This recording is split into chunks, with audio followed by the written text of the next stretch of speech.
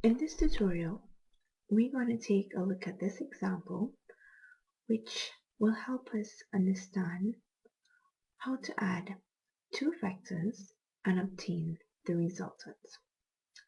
So for our question, vector E has a length of 3.76 centimeters and is at an angle of 34.5 degrees above the positive x direction. Vector B has a length of 4.53 centimeters and is at an angle of 34.1 degrees above the negative x direction. What is the sum of the two vectors?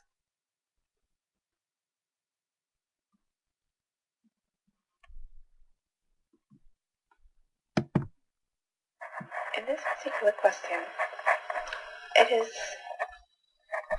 useful to identify or answer three questions.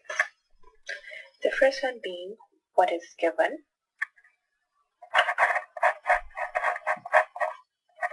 What do you know?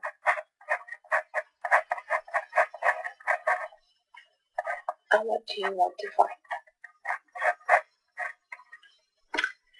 We are given two vectors, vector E, which has a magnitude of 3.67 centimeters at a direction of 34.5 degrees, and vector B, which has a magnitude of 4.53 centimeters and has a direction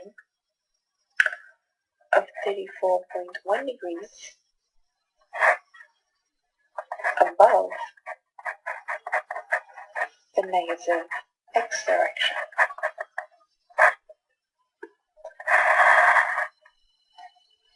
We want to find the resultant vector, and we can symbolize that by R. We know that the resultant vector has two components, the x component and the y component. And this can be found by resolving our vector E as well as our vector B.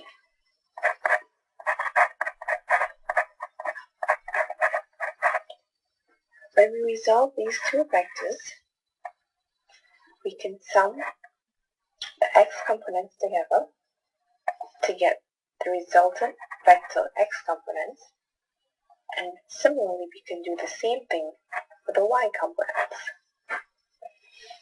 Remember, the magnitude of the resultant vector is simply the square root of rx squared plus ry squared. The direction of the angle is tan inverse of ry over rx. It's always recommended to draw a diagram to get an idea of how to solve this problem. So vector E can be depicted in the first quadrant at an angle of 34.5 degrees. Vector B actually now can be depicted in the second quadrant at a direction of 34.1 degrees. In order to get AX and AY, I'm going to make the vector the hypotenuse of my right triangle. So the length of this line will be AX and the length of this line will be AY. With respect to my right triangle, I can use the useful acronym SOHCAHTOA. And that simply tells me that if I have an angle of 34.5 degrees, in order to get the x x component is adjacent to the angle, I'm going to use the cosine function. So cosine of the angle equals the x component over the hypotenuse. My x component, which is known as a sub x, actually is the hypotenuse multiplied by cosine 34.5. What exactly is the hypotenuse? Remember, when we resolve, the hypotenuse is that vector e, or the magnitude. So my ax component should be 3.67 cosine 34.5. To get my y component, with respect to the angle, I see that the y component is opposite. So I need to go to the sine function. Sine of the angle 34.5 gives me the y component over the magnitude of vector e. When I cross multiply, a sub y should give me 3.67 cosine 34.5. The same analysis can be applied for vector b. So if I want to make vector b the hypotenuse of my right triangle, it'll be easy for me to determine my x component as well as my y. Again, to determine the x component, this line is adjacent to the angle, and to determine my y component, that line is opposite to my angle. So to get bx, it should be 4.53 cosine 34.1, and b sub y should be 4.53 cosine 34.1. When I plug my numbers in the calculator,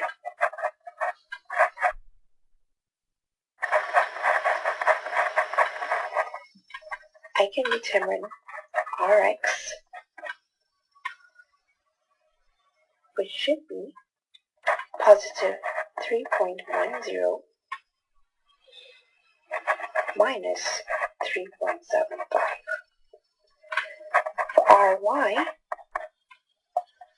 I should get positive 2.13 minus, actually plus 2.54.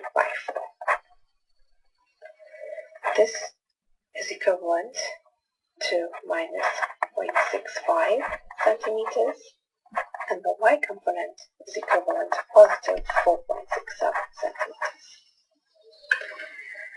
To get an idea of where the resultant vector is located, I look at my x component, which is negative, so I need to go in the negative x direction, and my y component, which is positive, tells me I need to go in the positive y direction. So my resultant vector actually is in the second quadrant. So to give a pictorial view, this can be my resultant vector. But what about the direction or the angle? I know tan of the angle equals Ry over Rx. And why is that? With respect to my angle, Ry is opposite. And with respect to the angle again, Rx is adjacent. Looking at my trig function, I should be able to use tan. To solve for theta, it will be tan inverse of 4.67 divided by 0.65.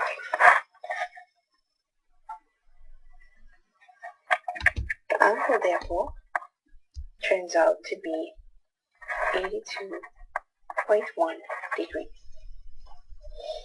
So to represent my resultant vector, you can see it has magnitude